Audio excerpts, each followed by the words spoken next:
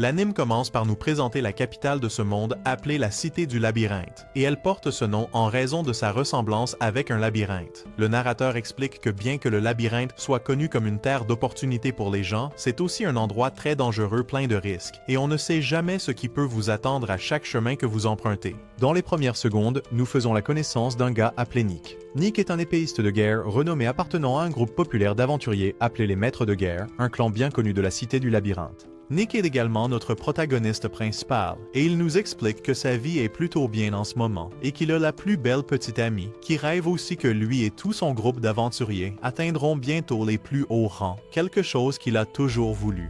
Mais soudainement, le chef de leur groupe appelé Argos a expulsé Nick de leur clan sans raison apparente. Le protagoniste était confus et a demandé pourquoi il lui avait fait ça, mais Argos a donné des excuses ridicules en disant qu'il se battait comme un chien et qu'il n'apportait pas assez à l'équipe. Nick était complètement anéanti et ne pouvait pas croire ce qui venait de se passer et explique comment il a toujours considéré Argos comme une figure paternelle puisqu'il n'en a jamais eu en grandissant. Il décide de rencontrer sa petite amie pour peut-être se remonter le moral un peu pendant ce moment triste. Mais comme il a été expulsé du groupe, elle lui dit qu'il pourrait aussi bien rompre maintenant car elle ne veut pas sortir avec un moins que rien. Nick reste assis en silence total dans le café pendant un moment même après son départ. Il vient de réaliser que la fille était avec lui uniquement par intérêt pour être autour du groupe des Maîtres de Guerre. Et tout cela a frappé le protagoniste comme une tonne de briques, et il a fait ce que tout homme ferait probablement. Il a décidé de s'enfermer dans sa chambre et est devenu un otaku solitaire, fantasmant sur son idole d'internet appelée Agathe. Nick est devenu obsédé par elle uniquement pour se distraire de sa propre réalité de ce qui s'est passé il y a quelques mois, et décide de devenir son plus grand fan, consacrant tout son temps et son admiration à Agathe. Mais pour comprendre pourquoi il est tombé amoureux d'Agathe, nous revenons au moment après qu'il ait été largué par sa petite amie. Ensuite, nous voyons le protagoniste qui continue de ressentir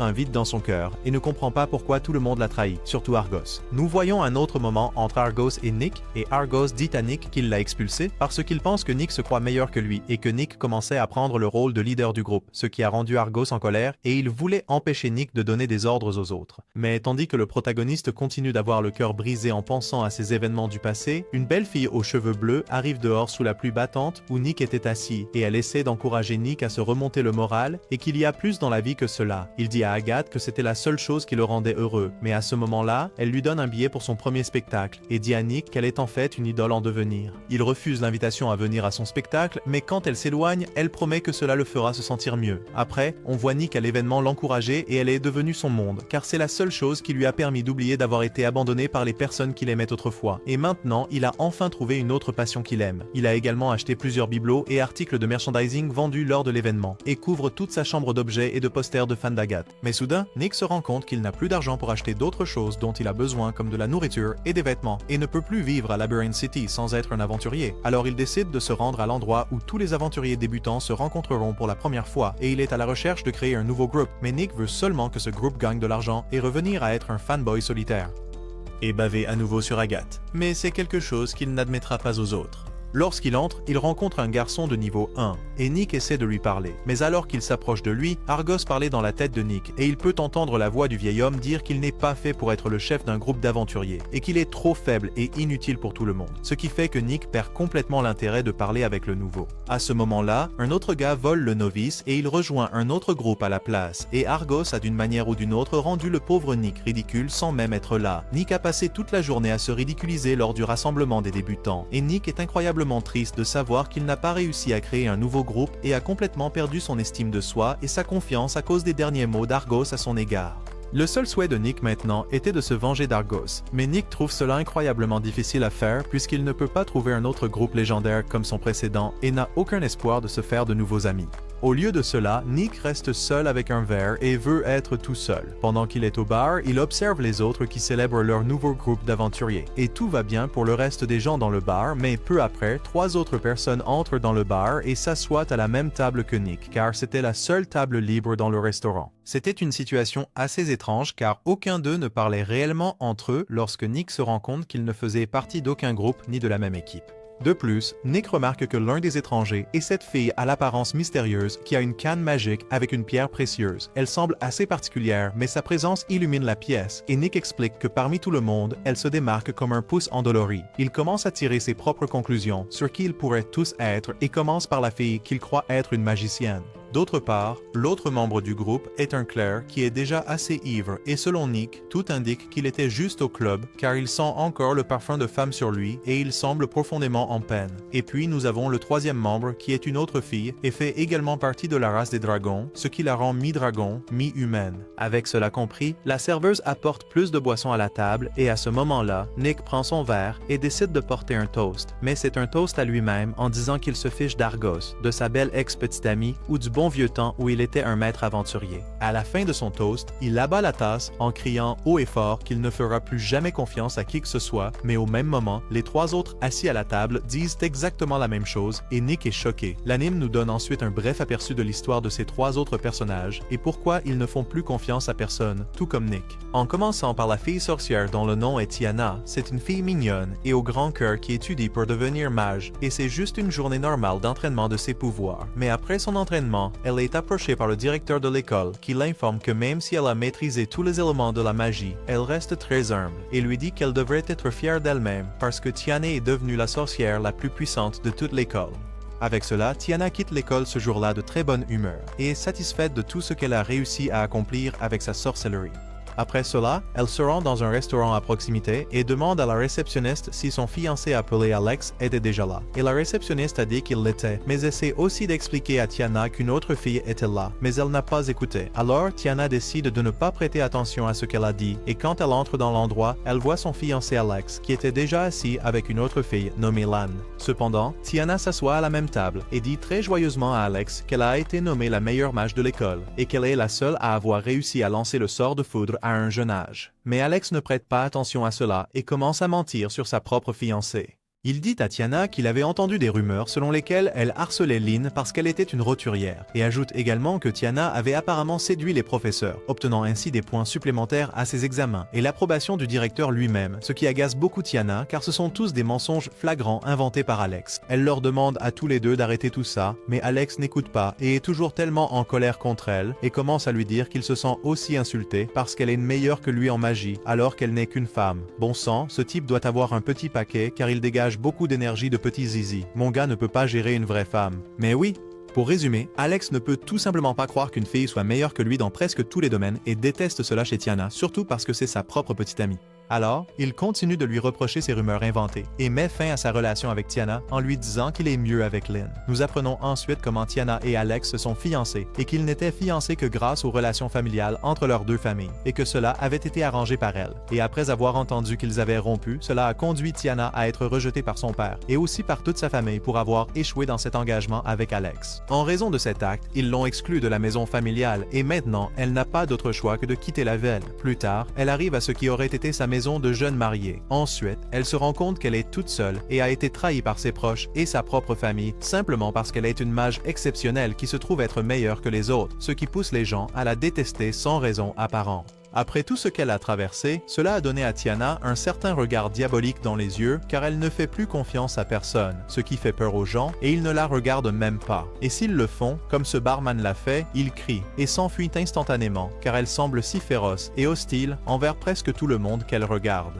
Tiana ne comprend pas pourquoi c'est ainsi et essaie de sourire davantage, mais rien ne semble effacer cette expression de son visage après avoir été traitée durement par les gens qu'elle aimait. Elle est aussi à court d'argent tout comme Nick et n'a plus de soutien de sa famille noble, alors elle a essayé de trouver du travail, mais tout le monde la refuse. Elle rentrait chez elle sans avoir trouvé de travail et soudain elle a trouvé une annonce pour parier sur des courses disant qu'elle deviendrait riche rapidement.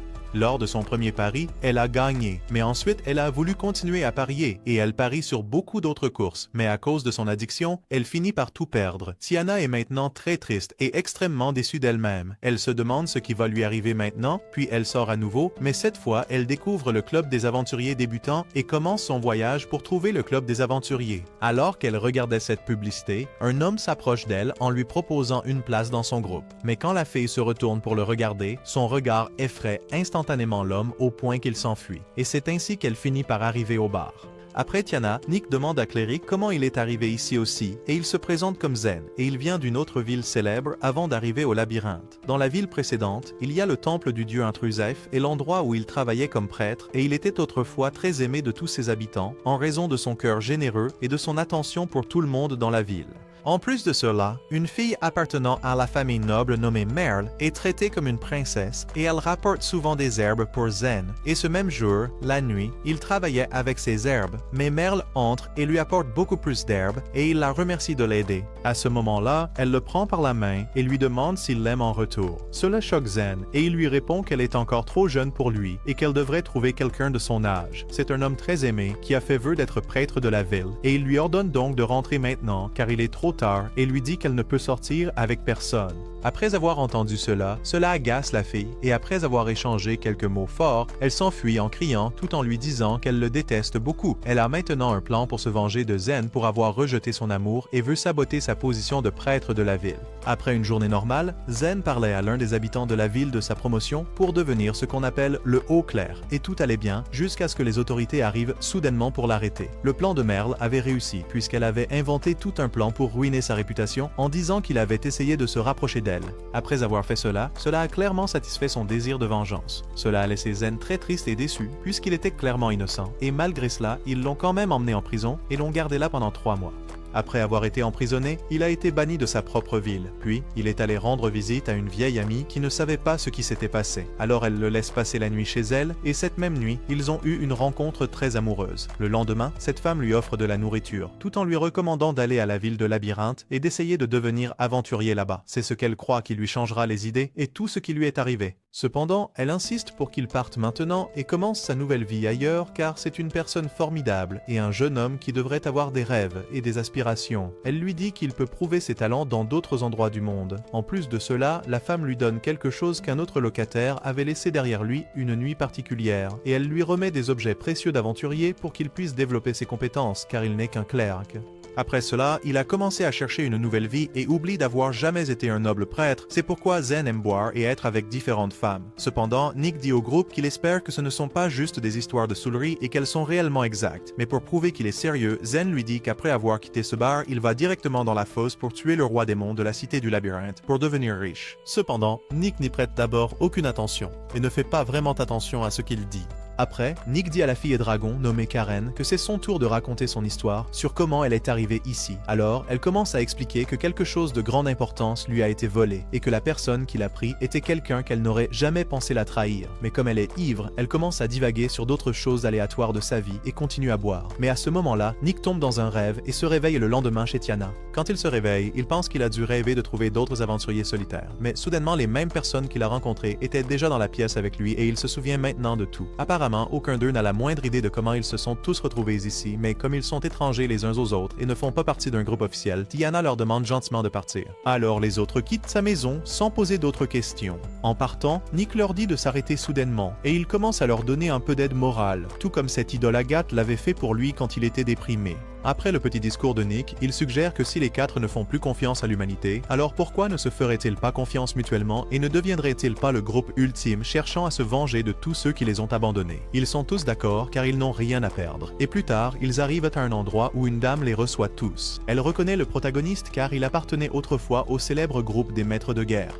De plus, cette dame affirme que parmi eux se trouve un survivant qui aurait survécu de manière miraculeuse, ayant réussi à sortir d'un labyrinthe de classe C. Et la personne dont elle parlait en réalité était Karen, la fille dragon bizarre. Elle devient timide mais admet qu'elle s'en est sortie vivante et le groupe est fier d'elle. Après que la femme demande quel nom ils veulent donner à leur nouveau groupe, Nick décide d'appeler son nouveau groupe les Survivants. Ensuite, ils ont leur première réunion officielle en tant que groupe et Nick propose que le groupe ait 3 lois pour que tout se passe bien et que personne ne puisse enfreindre ces lois. Et la première loi serait que personne ne peut ridiculiser un autre pour ses passe-temps préférés. La deuxième est de surveiller les finances du groupe. Et la troisième est de toujours revenir vivant après leurs aventures. Après avoir énoncé les règles, Nick leur dit qu'il sera celui qui gérera l'argent du groupe sous la supervision de Tiana et que le prêtre veillera sur le coffre et gardera le trésor en sécurité. Mais en raison de leurs problèmes de confiance antérieurs, ils commencent à protester et à discuter du fait que Nick serait le plus avantagé par leur dur labeur s'il est celui qui gère l'argent. Puis ils commencent à discuter d'un sujet très important, à savoir comment ils peuvent même se faire confiance. Et il est vrai qu'ils sont tous des étrangers et qu'ils sont donc encore méfiants. Mais d'une certaine manière, ils conviennent tous de laisser leurs émotions du passé derrière eux et de commencer à faire confiance une fois de plus, car ils n'ont rien à perdre cette fois. Et ils se sont tous retrouvés au bar, donc ils doivent changer d'avis, sinon leur vie sera la même et ils seront misérables toute la journée. Ainsi, ils terminent la discussion. Dans un changement de décor, le groupe se rend à sa première mission, un labyrinthe de classe G appelé l'Aqueduc Visqueux.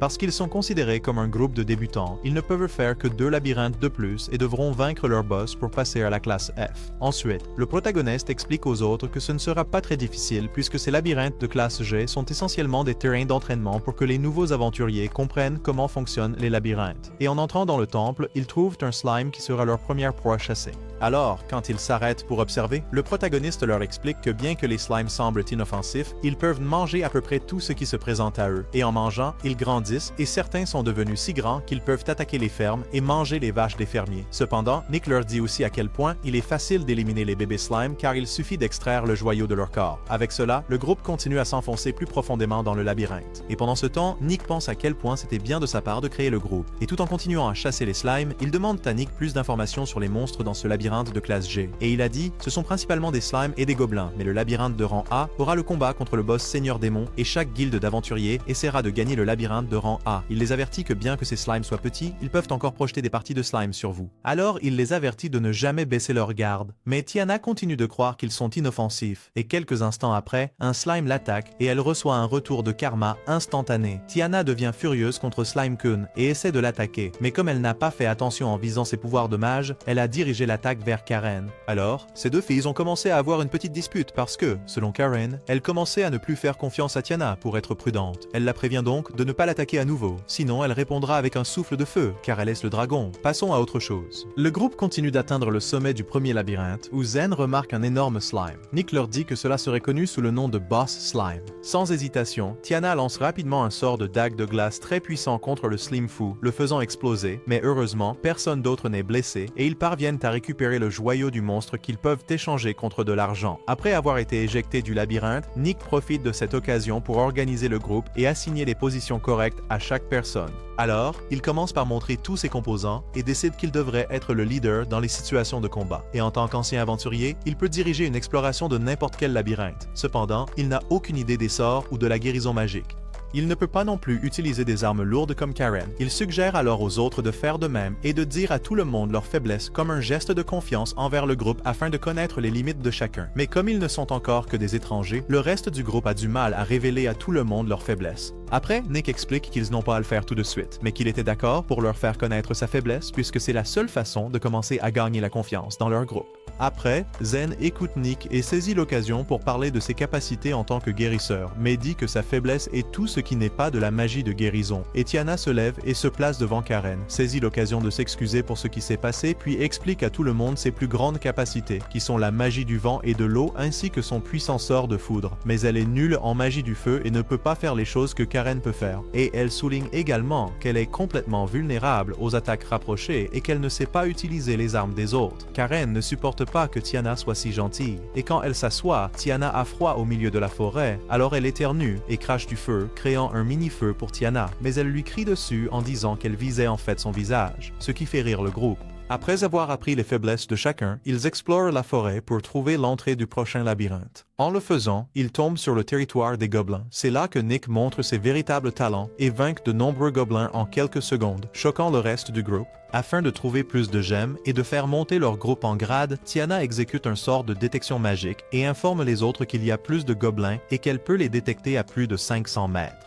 Zen lui dit qu'il n'est pas très courant de pouvoir détecter d'autres sources magiques d'aussi loin, car Zen étudie tous les arts magiques.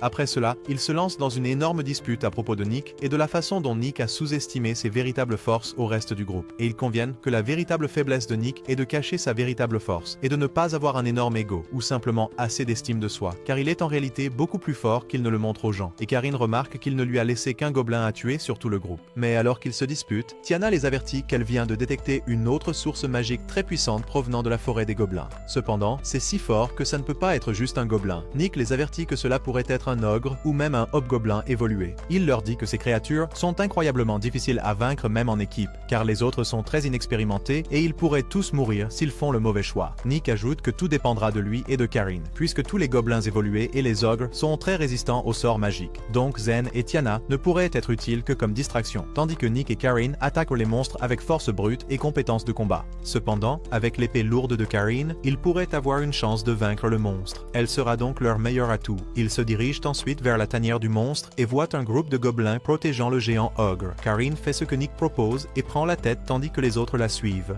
Ensuite, Zen, avec Tiana, sont chargés de fournir un soutien de guérison et de renforcement tout en gardant leur distance. Pendant ce temps, Nick s'occupe des petits gobelins et Karine fusionne un puissant sort de feu sur son épée et la lève dans les airs. Puis, elle descend l'épée pour porter son coup final contre le monstre. Elle parvient à le vaincre et le coupe en deux. Ils doivent maintenant extraire toutes les cornes des gobelins. Nick avait du mal à arracher les cornes des gobelins et tombe accidentellement en poussant Karine, ce qui a cassé son pendentif spécial. L'histoire passe à un bref flashback où l'on voit Karine dans un marché de rue regardant le même collier qu'elle ne pouvait pas se permettre. Sorti de nulle part, le marchand a commencé à l'accuser d'avoir rayé le pendentif. Alors qu'il exigeait que Karine le paie, un aventurier nommé Kalios est intervenu et a exposé les manigances de l'homme. En échange de ne pas signaler l'incident aux autorités, le marchand a été contraint de donner le collier gratuitement. En faisant cela, Karine ne pouvait pas être plus heureuse et elle a juré sa loyauté à Kalios, l'homme qu'elle croyait être un héros. Pour rembourser la gentillesse de Kalios, Karine se jetait toujours en première ligne chaque fois qu'ils attaquaient un donjon. Pour tout cela, Karine n'a jamais ressenti qu'elle était exploitée parce qu'elle était une dragonne. Cela jusqu'au jour où l'homme qu'elle tenait en haute estime lui prouva le contraire. Alors qu'elle perdait lentement connaissance à cause du poison du serpent géant, Kalios porta le coup final et tua le monstre. Après avoir obtenu son noyau, Kalios et ses prétendus camarades l'abandonnèrent pour morte. Comme si sa situation n'était pas assez déplorable, Kalios vola le joyau du roi dragon, le bijou sacré des dragons qu'elle avait pour mission de garder en sécurité tant qu'elle vivrait. Les jours passèrent et elle ne trouva toujours aucune piste sur l'endroit où se trouvait Kalios. Alors, elle cessa de le chercher. Alors qu'elle poursuivait sa vie, Karine rencontra Fif, l'aventurier connu pour être le meilleur. Avec sa force surhumaine, la guilde lui permit d'explorer les labyrinthes seul. Mis à part attirer l'attention pour ses aventures audacieuses, Fif était aussi un célèbre passionné de gastronomie. Pour faire court, il était essentiellement la raison pour laquelle Karine trouvait du réconfort dans la nourriture. À vrai dire, quelle meilleure façon d'oublier ses problèmes que de se rappeler que la nourriture est une meilleure compagnie que les humains. Cependant, tout comme Nick, ou plus précisément tout le monde, elle a décidé de trouver un emploi pour soutenir son amour pour la nourriture.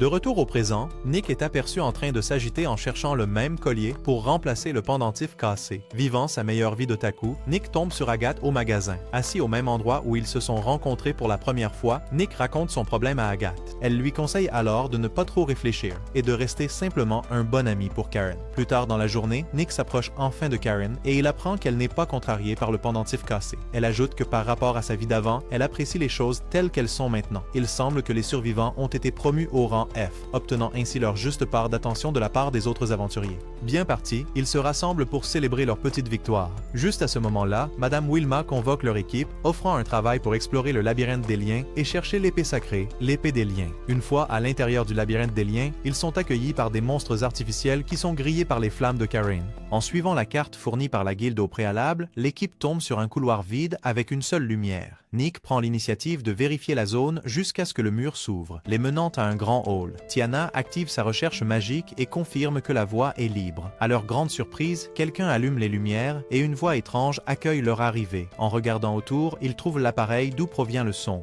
Nick doute que ce soit l'arme qu'il recherche, puisqu'elle n'a pas de lame attachée. Mécontent de sa déclaration, l'appareil révèle qu'il est en fait l'épée du lien.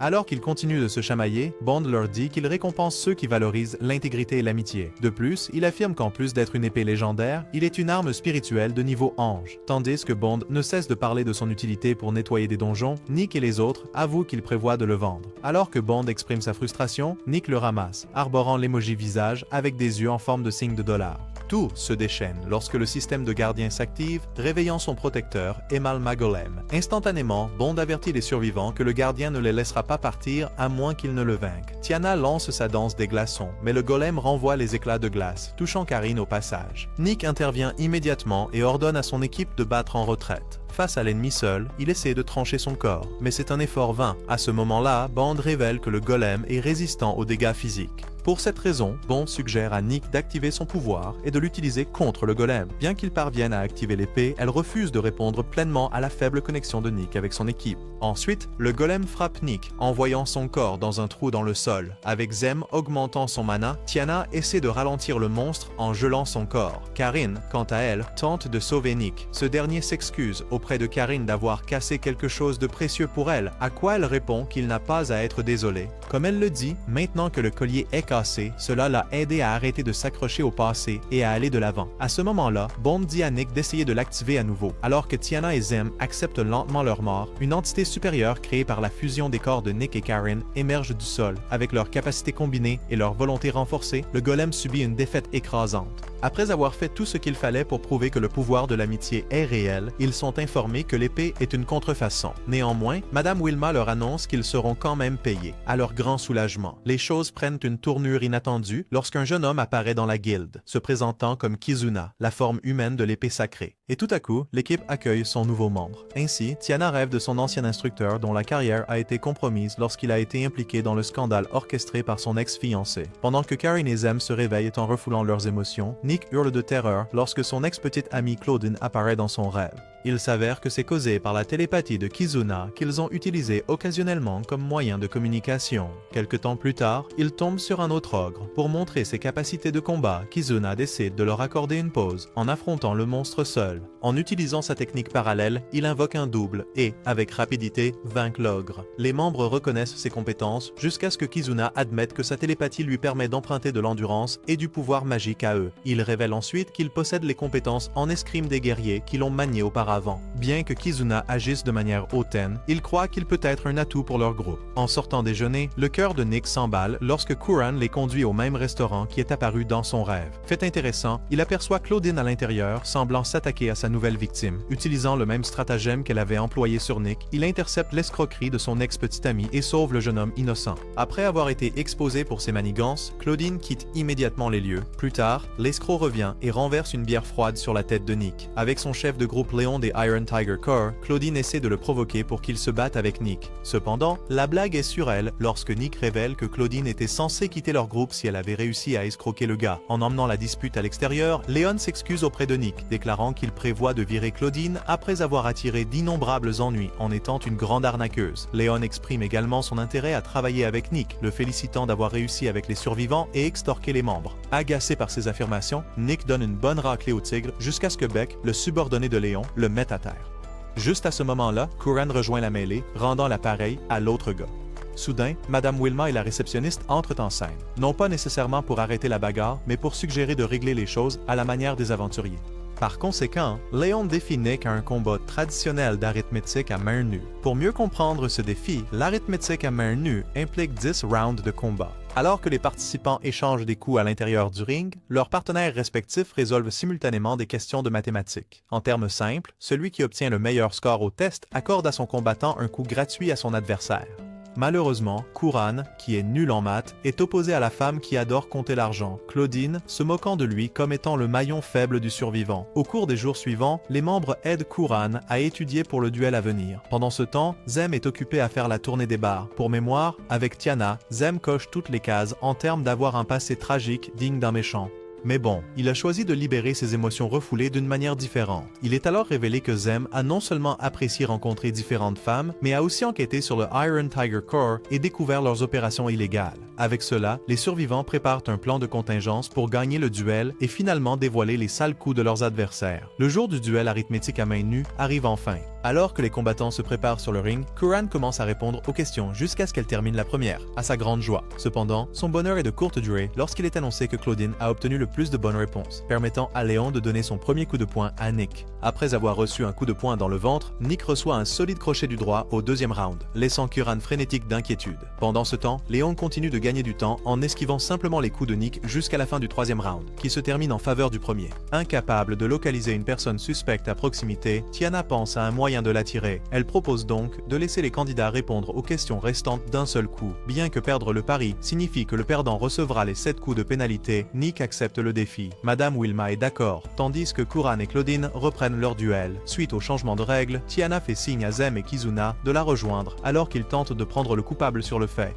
Il s'avère que l'autre partie utilise des gemmes de télépathie avec Beck, fournissant les réponses à Claudine. Finalement, les autorités arrêtent le corps du tigre de fer pour tricherie, et bientôt pour d'autres crimes qui n'ont pas encore été révélés. Avec Claudine mise en détention, plusieurs hommes viennent d'être sauvés de la peine de cœur et de la perte de leurs économies. Ailleurs, Léon est interrogé pour son implication implication dans un trésor qui a disparu depuis des années. Prétendant que l'épée n'est même pas apparue sur le marché noir, le garde menace de soumettre Léon à la torture. Pour lui éviter la peine de la chercher, Léon invoque l'arme, l'épée de l'évolution ruineuse. Après avoir gagné beaucoup d'argent grâce au combat à main nue, les survivants font une pause. Nick et Kizuna rejoignent Tiana au casino pour essayer la meilleure glace servie là-bas, seulement pour apprendre qu'elle est épuisée. Avec un air suffisant, Tiana prend tous les jetons de jeu des joueurs. Danny, le petit ami d'Agathe, quitte la table de cartes, furieux de sa perte. Tout à coup, les gens commencent à courir lorsque Léon, qui a évolué en monstre et s'est échappé du donjon en activant le pouvoir de l'épée, se déchaîne. En cherchant Nick, il tombe sur Tiana, qui n'en croit pas ses yeux lorsqu'elle réalise la véritable identité du monstre.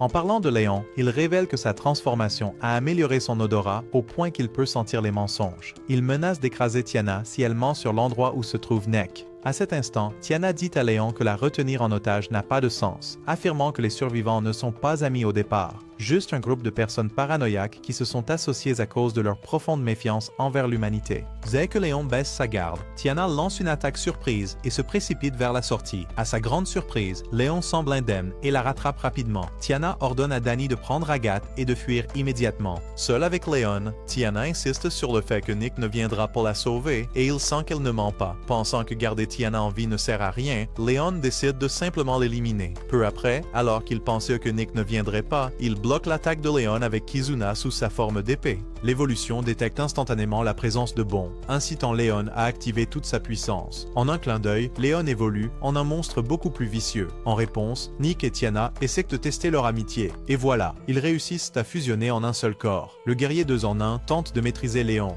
qui est incapable de contrôler son esprit et son corps. Contre sa volonté, Léon devient fou furieux, blessant des civils innocents dans le processus. Il continue de combattre Évolution dans une vaine tentative de se libérer et de prouver qu'il n'est pas un mal absolu. Léon succombe lentement au lavage de cerveau d'Évolution, exploitant les émotions de son porteur pour ses sombres intentions. En voyant une ouverture, Tiana et Nick enveloppent le corps de Léon avec les cartes anti-magie du casino, le rendant à nouveau normal.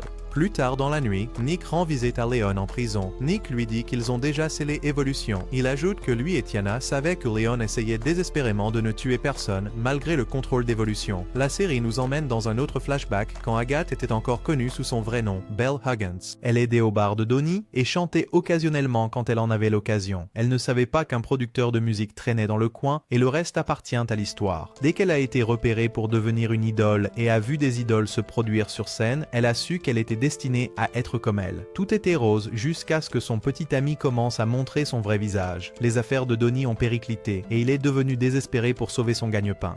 Sachant pertinemment qu'Agathe gagnait beaucoup en tant qu'idole, Donnie n'arrêtait pas de lui emprunter de l'argent. Il ne fallut pas longtemps avant qu'il ne devienne accro au jeu, et par coïncidence, il rencontra la reine du jeu elle-même, Tiana. Ignorante de la fusion de Tiana et Nick, lorsque la chevalière fit son entrée grandiose et vainquit Léon, Agathe sentit quelque chose grandir dans son cœur. À partir de ce moment, elle considéra la chevalière comme un modèle et l'appela Dame Paladin.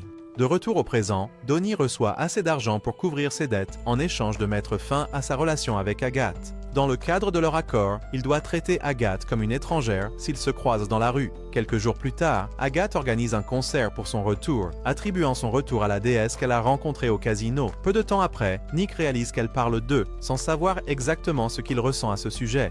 Pour lancer son concert, Agathe chante une nouvelle chanson dédiée à sa dame paladine. Apparemment, une créature inconnue appelée Stepping Man suscite des inquiétudes dans toute la ville. Obsédé par Stepping Man, qui est décrit comme un monstre enlevant les enfants, et Kizuna. Alors que ses camarades ne pensent pas qu'une telle créature existe, Olivia, une journaliste et aventurière, exprime son intérêt pour Stepping Man, leur demandant de la contacter dès qu'ils seront témoins de toute apparition suspecte. La nuit tombe. Nick et Kizuna sont aperçus quittant joyeusement un concert lorsque ce dernier sent que Zem est en danger. Les amis de concert le cherchent rapidement jusqu'à ce qu'ils trouvent le Stepping Man dont on parle dans une ruelle. Kizuna se précipite vers la créature mystérieuse, mais malheureusement, il perd de vue sa cible. Après cela, Zem, apparemment en train de protéger une jeune fille, apparaît. Connue sous le nom de Reina, la fille affirme que son agresseur était bien Stepping Man, soulignant que sa mère enquête sur l'existence du coupable. Zem dit à tout le monde qu'il croit la déclaration de Reina et loue même le courage de sa mère. Curieusement, Reina demande à Zem de la prendre comme apprentie, ce à quoi Nick intervient immédiatement car il a déjà entendu parler du même scénario. Étonnamment, Zem reste calme et posé en refusant sa demande, lui suggérant de se reposer pour se changer les idées. Alors que Reina espère au moins serrer Zem dans ses bras, il l'en empêche. Zem rappelle alors à Reina qu'elle ne devrait pas se rapprocher de lui avant de devenir adulte. Se dirigeant vers les environs de la cité du labyrinthe, les survivants entrent dans une guilde connue pour avoir des chasseurs de primes au lieu d'aventuriers. Là, ils demandent à la réceptionniste des pistes sur l'identité de Stepping Man. Comme il ne donne pas d'informations sur les grosses primes aux nouveaux aventuriers, la réceptionniste décide de leur faire prendre une quête de niveau intermédiaire et de capturer un homme nommé Hale. Alors qu'ils discutent de la récompense, Ash, l'un des chasseurs, semble contrarié que les aventuriers prennent leurs emplois, suggérant qu'ils devraient se contenter de chasser des gobelins. Tandis qu'Ash propose un pari, Tiana claque un sac de pièces sur la table, pariant sur leur succès pour amener Hale à la guilde. En route vers leur destination, les survivants sont avertis par le gardien de rester à l'écart de Nalgarva. Plus tard, ils tombent sur un groupe de voyous qu'ils maîtrisent facilement, extorquant des informations sur l'emplacement de Hale. Poursuivant leur quête, Zem ne peut s'empêcher de se sentir troublé en voyant les conditions de vie des habitants de la région. Peu de temps après, ils parviennent à trouver Hale et à le capturer avec peu ou pas d'effort. Juste au moment où ils s'apprêtent à partir, Nalgarva, un autre ex-prêtre, les intercepte, révélant que Hale est son patient pour avoir contracté la maladie du diable jaune. Il mentionne la prime sur la tête de Hale, forçant Nalgarva à le leur remettre. Comme prévu, Kizuna profite de l'occasion pour poser des questions sur Stepping Man. Bien qu'il ne puisse rien obtenir de Nalgarva, Hale les informe qu'un journaliste distribue des bonbons et parle aux enfants dans les rues. De retour à la guilde, Shanna prend l'argent des paris et offre un verre à tout le monde. Le lendemain matin, la réceptionniste leur remet le paiement ainsi que les dossiers liés à Stepping Man. À ce moment-là, Olivia apparaît, interviewant l'enfant sans méfiance. Après avoir entendu les sentiments de Kizuna et Corinne concernant leur première rencontre avec Stepping Man et Olivia, Nick confronte la journaliste. Alors qu'il commence à interroger Olivia, elle s'échappe en sautant par le toit, rendant les efforts de Corinne et Tiana pour garder les sorties inutiles. Quelque temps plus tard, la mère de Reina, Eida, les salue et exprime sa gratitude pour avoir sauvé sa fille. Il semble qu'Eida soit assez célèbre parmi les aventuriers, car Nick dit qu'elle est de rang A. Eida se trouve également être une connaissance de Fifth, partageant que ce dernier est maintenant de rang S. Soudain, Reina parle à nouveau de vouloir être l'apprenti de Zem. À première vue, Zem a fait semblant car il avoue qu'il a développé une phobie des jeunes filles comme Reina.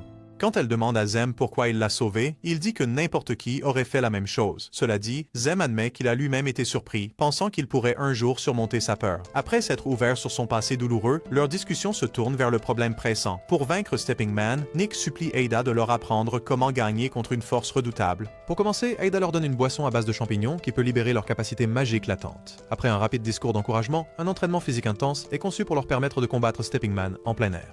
En parlant de l'ennemi, les survivants rencontrent à nouveau Stepping Man, et bien qu'ils parviennent à s'échapper, ils commencent à penser qu'Olivia n'est peut-être pas la coupable. Pensant que le ravisseur utilise des outils magiques anciens, Nick rend visite à Léon. En échange de quelques brioches à la vapeur, Léon mentionne le joyau du roi des illusions qui peut altérer la présence et l'apparence de quelqu'un. Pour contrer les illusions, Léon révèle qu'ils doivent simplement affronter l'ennemi, en découvrant le nom de l'utilisateur.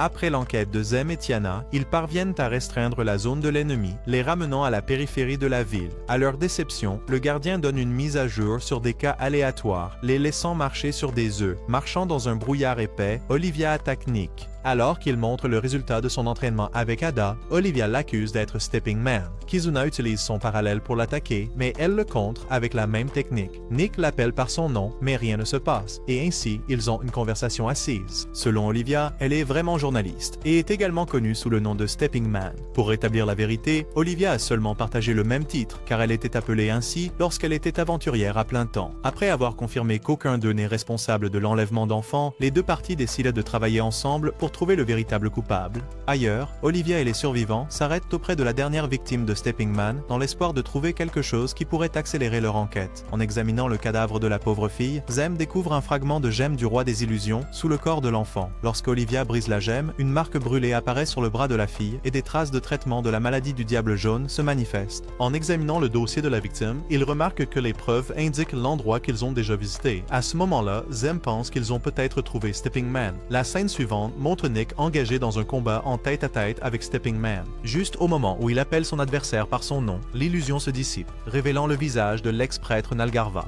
Alors que les deux semblent être sur un pied d'égalité, Nick parvient à faire tomber Nalgarva dans son piège, ce dernier étant entouré par les survivants. Lorsque Zem lui demande pourquoi il a propagé la maladie du diable jaune, Nalgarva révèle que sa fille en est morte. Pour aggraver les choses, des rumeurs ont commencé à circuler sur sa fille, disant qu'elle passait d'une relation à une autre lorsque la maladie était censée être transmise sexuellement. Eh bien, la vérité était que sa fille était entrée en contact avec le sang infecté d'un des patients de Nalgarva, alors qu'elle essayait simplement de copier ce que son père faisait en tant que médecin. Refusant de laisser sa mort être vaine, Nalgarva a désespérément cherché un remède, même si cela signifiait sacrifier des enfants innocents. Zem s'en prend à Nalgarva pour avoir ignoré la douleur indescriptible ressentie par ses victimes et leurs familles. Impassible, Nalgarva éclate de rire maniaque, affirmant que se débarrasser de lui ne changera rien. Alors qu'il se lance dans une vive dispute, Kizuna alerte les autres que quelqu'un arrive. Un chevalier en armure complète tente de faire taire Nalgarva en transperçant son corps. Zem essaie de soigner Nalgarva, mais est bientôt projeté au sol. Furieux, Kuran et Tiana lancent une attaque simultanée, mais en vain car ils sont facilement abattus. Olivia entre en scène pour leur faire gagner du temps, appelant l'ennemi Masque Blanc.